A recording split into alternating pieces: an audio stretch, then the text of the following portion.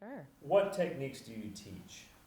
I primarily teach Viewpoints, which is a technique that was developed by Anne Bogart and Tina Landau in the 80s. And it's an incredibly collaborative technique, which is why I love it. But I've also kind of just become the general movement gal around town. Gotcha. So if I was in an elevator with you and we had like 30 to 45 seconds and you said, I teach Viewpoints, and I was like, I'm an actor, why should I take that? And somebody said, what the fuck is Viewpoints? What the fuck is Viewpoints? Yeah. So what's the benefit for me, or why should I learn this technique? For sure. So Viewpoints is incredibly collaborative. So it's absolutely an ensemble-based technique that's designed to teach actors how to work with other actors, which never comes amiss.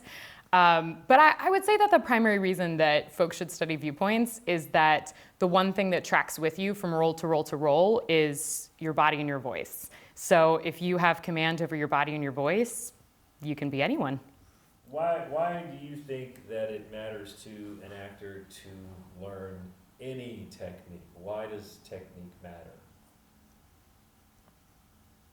I've been thinking a lot about this. And answer it 6 different ways. Yeah. Every time. Yeah.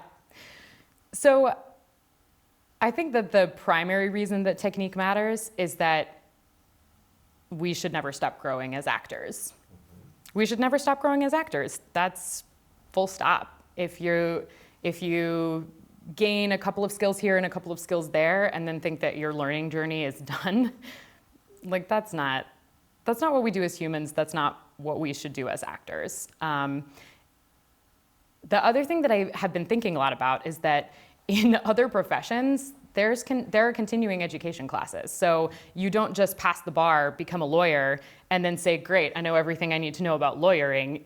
You keep training. There's continuing legal education classes that folks have to take every year. So I don't know why acting should be any different. It's a profession, it's a job, it's, for most people who want to do it, a calling.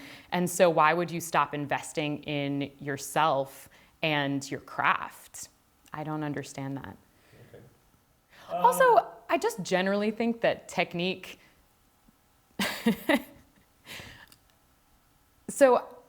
I generally think that technique allows us to pull from as many different toolboxes as we possibly can. So I don't know about you, but I would rather have 16 toolboxes than just one and hope for the best. You think you should study more than one technique, so that would be yes? Has anyone said no to that question No. today? Actually, I kind of feel like that's a good litmus test. If you're studying from an acting teacher of any technique and they say, my technique is the only technique, man, get the fuck out of there. Like, all good acting teachers should present their technique as a series of tools designed for you to adapt to your process. So there's not like, well, this is the way that I do it, so it's right. Fuck that, man. Like, if I'm sitting here saying Viewpoints is the only technique you should be studying, I'm wrong, and you should study Viewpoints from someone else, because that is not true. No actors are all the same. Like, we should absolutely all be studying as many techniques as we can get our grubby little paws on. Awesome. Mm-hmm. So how long do you think an actor needs to invest in really learning a technique that they're first learning? And second part would be, how long should they continue to practice being in a training mode of that technique in their career? Mm-hmm. That's a great question. And it goes back to something that I said earlier. We should never stop training. So just because I teach Viewpoints now, that doesn't mean that I don't still study Viewpoints. I went and took a master class with the founder of the technique 2 years ago so that I could challenge myself and grow. There's another acting teacher in town who teaches Viewpoints. I studied with him. I have studied with Vernal and Cyr, who apply Suzuki, which is like kind of goes hand in hand with Viewpoints. And I remembered why I hated doing Suzuki when I was 24 and in the best shape of my life. And now that I'm a Mima with a busted ass hip, I'm like, oh God, like, okay. Yeah. But ultimately, I mean, I think that the question isn't like, when can I stop training? The question is, why would I ever want to stop training? And the answer to that is, I don't ever want to stop training. I don't ever want to stop training in the technique that I espouse, that I like make a living out of, and that is my primary technique. And I don't ever want to stop training in other techniques. So yeah, you can get a couple of useful tools and skills from a weekend workshop, if it's a good one. You can get a couple more useful tips, tricks, and tools from a 6-week or an 8-week class. You can get a ton of applicable tips, tricks, and tools from a 6-month or a year-long intensive, but ultimately, the goal as an actor should be to never quit learning. I like said earlier, if you're studying with a teacher who says my technique is the only technique, run the fuck away because they're full of shit. Right. But also the part of that I feel like is really important is most good acting teachers should be saying, here's a process, take whatever's useful from it, throw the rest away, and fit what you learn here into your process.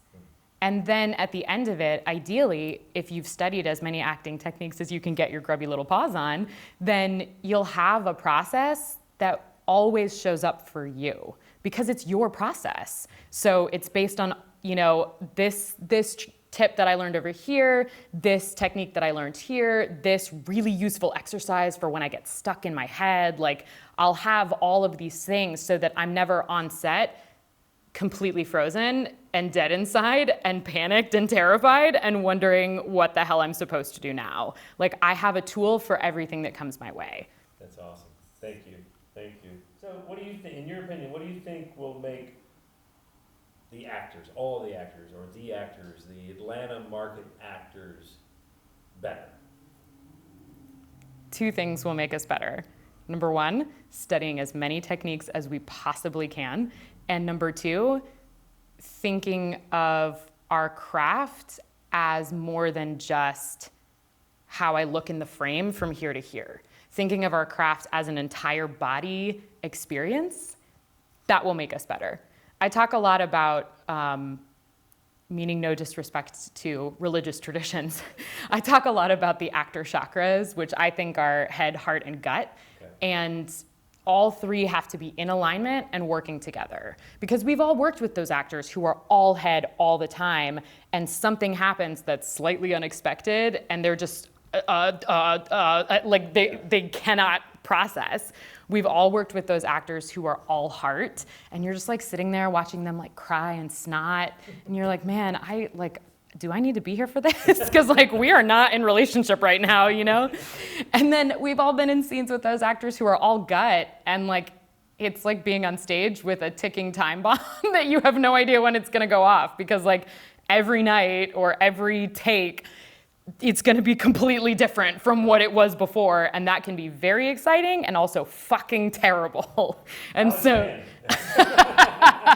Alex? Yes. Alex, man? Yeah, that's like, what show are you in? Yes. I love him, but it's like, yes, it can be so frustrating. And so I feel like in order for actors to be working at their best and working their most collaboratively, they have to have access to head, heart, and gut. Now, one may take over in a certain scene or in a certain moment, but at the end of the day, like you always have to have that 10% of your actor brain turned on that says, where am I leading from right now? Like, is my character leading from my head? Am I leading from my heart? Am I leading from my gut? And then be able to commit to that and sustain that. And that's what training does. Yes. So I think it was Antonin Artaud who said that actors are the athletes of the emotion.